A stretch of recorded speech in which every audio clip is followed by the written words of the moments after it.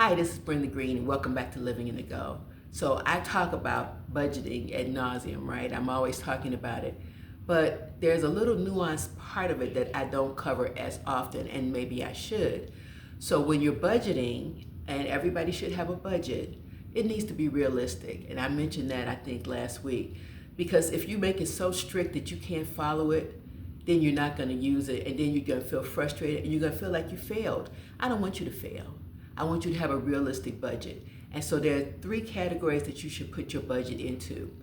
There's the rule of 50, 20, 30. If you haven't heard it before, I'm gonna give you the quick synopsis of that. So the 50, that includes your housing, your transportation, your food, and your utilities. That's it, that's all. So that means 50% of your take-home pay goes to pay those things.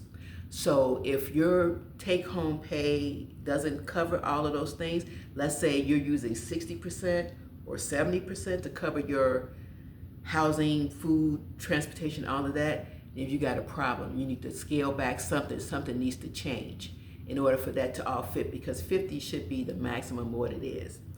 20% should go for going into your savings, your retirement, and all of that. But that 20% also covers credit card debt. So if you have credit card debt, that's going into that 20% too. So that means that your savings will be a little bit less than you need. So figure that out. If you have a lot of credit card debt, the first thing is to try to get rid of that so that you can bulk up more into your savings. And then the 30% is for what I call your fun money. So things that you want to do for trips, big presents, celebrations. If you have a Starbucks addiction, your gym membership, all of that goes into your fun money in your 30%. So that 50%, 20%, and 30%. Sometimes what happens if you have a lot of credit card debt, it's going into your 30% of fun money. We don't want that.